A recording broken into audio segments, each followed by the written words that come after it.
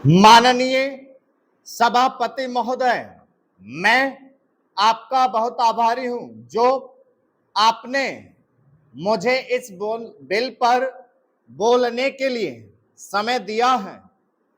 यह जो बिल सहकारिता समिति को एक समिति में भेजने का निश्चय किया गया है, जिस पर कल से बहस हो रही है, उस पर मैं आपके आदेश से कुछ कहना चाहता हूं।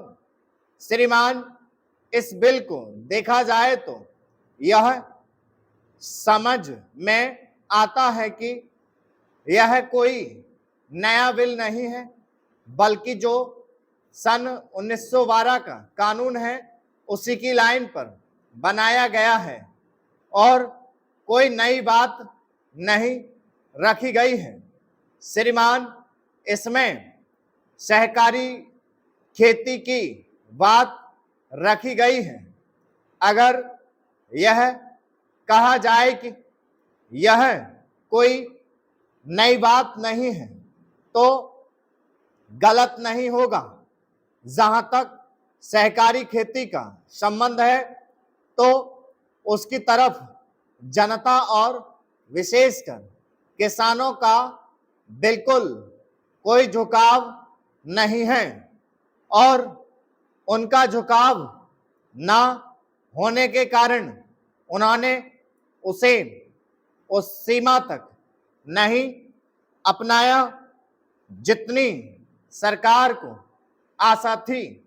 श्रीमान, आपको मालूम है कि नागपुर कांग्रेस में यह प्रस्ताव पास हुआ है कि सहकारी खेती कराई जाए। पूरे देश में इस समय इसका जोर चल रहा है और इसको लाने के लिए ना मालूम इसके कितने रूप रखे गए हैं। यह कहा गया है कि इसके अंदर कोई जोर नहीं है। अभी एक माननीय सदस्य कह रहे थे कि राजनीतिक पार्टी के लोग यहाँ पर सहकारिता के संबंध में कुछ कहते हैं और बाहर किसानों से कुछ और ही कहते हैं। वे किसी से यह भी कहते हैं कि तुम्हारी जमीन छिन जाएगी। मैं यह निवेदन करना चाहता हूं कि यह जो कहा गया है और किसानों के अंदर जो भावना पैदा होती है वह इस बिल से साफ स्पष्ट होती है कि वह गलत भावना नहीं है। मैं यह जानना चाहता हूं कि जब किसान पार्टी का जोर बढ़ा और किसानों की आवाज ऊंची हुई तो सरकार ने और हमारे नेताओं ने यह कहना शुरू कर दिया कि हम सहकारी खेती को किसानों के ऊपर लादना नहीं चाहते, बल्कि यह तो किसानों की इच्छा पर है।